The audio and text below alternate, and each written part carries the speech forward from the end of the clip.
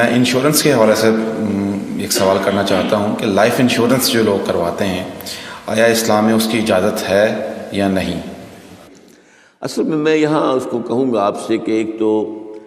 ہمارے ہاں جو اس وقت انشورنس کا نظام ہے وہ لازماً گتھا ہوا ہے سود کے ساتھ، لہذا اس شکل میں جو اس وقت انشورنس ہو رہی ہے وہ تو حرام ہے، اس کے حرام ہونے میں کوئی شک نہیں ہے۔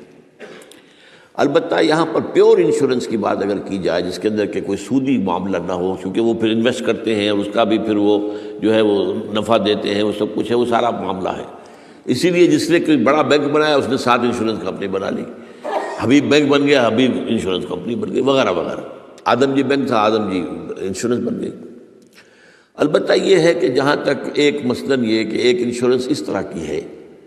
کہ چند تاجر جو ہے وہ بیٹھ کر طے کر لیتے ہیں کہ بھائی ہم اتنا ماہانہ ہم سب جمع کریں گے تاکہ ہم میں سے اگر کسی کو بڑا لاس ایک دم ہو جائے تو ہم اس کو کمپنسیٹ کر کے اپنے پاؤں پہ کھڑا کر دیں،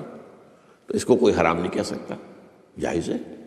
یہ تو ایک کوآپریشن ہے، کوآپریٹو ایک آپ نے بنا لی ہے، اس کوآپریشن کے حوالے سے اس کو کون حرام کہے گا؟ یہ لائف انشورنس کا معاملہ جو ہے اس میں آ جاتا ہے ایک چانس اس نوعیت کا کہ آپ نے انشورنس کرائی ہے، 10 لاکھ کی انشورنس لی ہے، آپ نے ابھی 2-3 پریمیم جو ان کے دیے ہیں کہ آپ کا حادثہ کے اندر انتقال ہو گیا، اب اتنے پیسے آپ کو مل جائیں گے، یہ آپ نے how did you earn it? تو شریعت کے جو بھی جائز ذرائع ہیں ارننگ کے ان میں کسی میں یہ فال نہیں کرتا،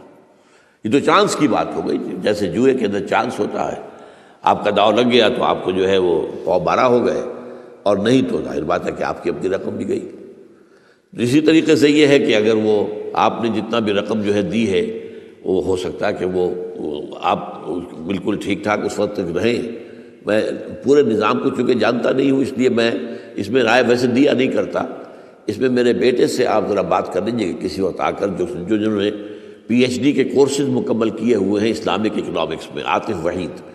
تو وہ ہمارے وہاں قرآن اکیڈمی میں بیٹھتے ہیں، تو کبھی دن میں آ کے بات کر لیجئے۔ لیکن یہ چند باتیں وہ تھیں جو میں نے آپ کے سامنے جو میرے سامنے واضح تھی وہ میں نے واضح کر دی۔